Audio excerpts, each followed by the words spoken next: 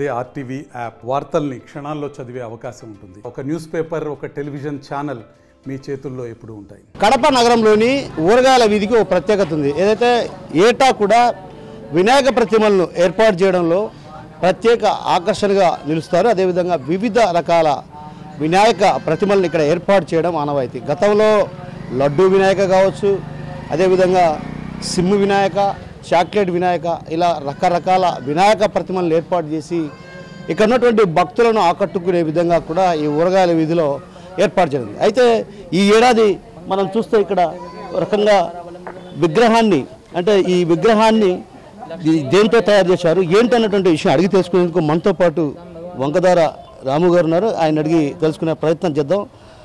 ఎన్ని రోజుల పాటు శ్రమించాల్సి వచ్చింది ఏంటన్నటువంటి విషయం ఆయన అడిగి తెలుసుకునే ప్రయత్నం చేద్దాం. చెప్పండి, అసలు ఈ విగ్రహాన్ని ఏర్పాటు చేయాలి ఏంటి, అసలు ఆ విగ్రహానికి ఎందుకు, అంటే శనగలతో ఏర్పాటు చేశారా ఏంటి? అందరికీ ముందుగా వినాయక చవితి శుభాకాంక్షలు అండి. కడప నగరంలో మా ఊరగాయల వీధికి ఒక ప్రత్యేకత ఉన్నది. ప్రతి సంవత్సరం కూడా మేము ప్లాస్టర్ ఆఫ్ ప్యారిస్ అంటే నీళ్ళు ఖరీదైన బొమ్మలతో కాకుండా వాతావరణానికి మరియు పర్యావరణానికి హాని కలిగే వస్తువులతో సొంతంగా మేమే ప్రతి సంవత్సరం విగ్రహం తయారు చేస్తుంటాము. దీనిలో భాగంగా ఈ సంవత్సరం మేము మట్టితో గణపతిని దాదాపు 12 అడుగుతున్న మట్టి గణపతిని కలకత్తా నుంచి కళాకారులను పిలిపించి ఈ విగ్రహం తయారు జరిగింది. ఈ విగ్రహం ఎత్తు దాదాపు 12 అడుగులు ఉన్నాడు. ఈ విగ్రహం తయారు చేయడానికి మాకు దాదాపు 75,000 రూపాయలు ఖర్చు అయింది.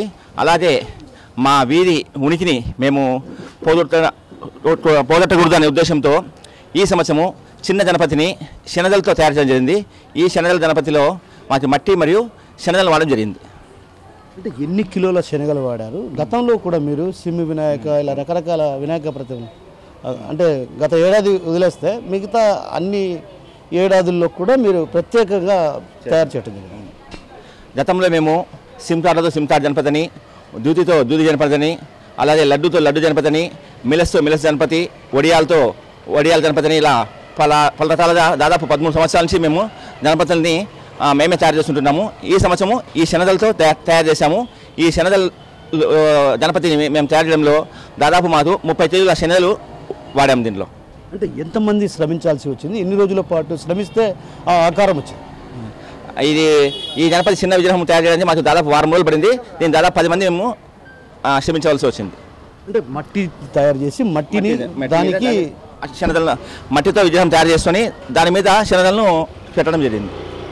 సో మట్టి వినాయక ప్రతిమను తయారు చేసి ఆ తర్వాత శనగలను కూడా ఆ వినాయక ప్రతిమను చేయడం జరిగింది. దీనికి 2 రోజుల పాటు శ్రమించాల్సి వచ్చింది. అయితే మరోవైపు వెనకలున్నటువంటి వినాయక ప్రతిమ కూడా దాదాపు 12 అడుగుల వినాయక ప్రతిమ, ఇది కూడా మట్టితోనే తయారు చేసాం. కళాకారులను కూడా ఇక్కడికి రప్పించి ఈ మట్టితో వినాయక ప్రతిమను తయారు చేయడం జరిగింది. అయితే పర్యావరణ పరిరక్షణలో భాగంగా మేము మొదటి నుంచి కూడా ప్రయత్నాలు కొనసాగిస్తున్నాం. ఆ ప్రయత్నంలో భాగంగానే గతంలో కూడా దూది వినాయక, అంటే ఒక రకంగా పర్యావరణానికి హాని కలిగించకుండా ఉండాలన్నటువంటి ఉద్దేశంతో గతంలో వడియాల వినాయక కావచ్చు, అదేవిధంగా పత్తి వినాయక, ఇలా రకరకాల వినాయక ప్రతిమలను తయారు చేసాం. అయితే ఈ ఏడాది ప్రత్యేకించి శనగ వినాయకులను తయారు చేయడం జరిగింది. పర్యావరణ పరిరక్షణలో భాగంగానే ఇలాంటి ప్రయత్నాలు కొనసాగిస్తూ వస్తున్నాం. ప్రజల్లో కూడా కొంత మార్పు రావాల్సినటువంటి అవసరం ఉంది. ఎందుకంటే పిఓబికి సంబంధించినటువంటి విగ్రహాలను వాడటం వల్ల ఇబ్బందులు తలెత్తే అవకాశాలు ఉన్నాయి, అనారోగ్యాల బారిన పడే అవకాశాలు ఉన్నాయి.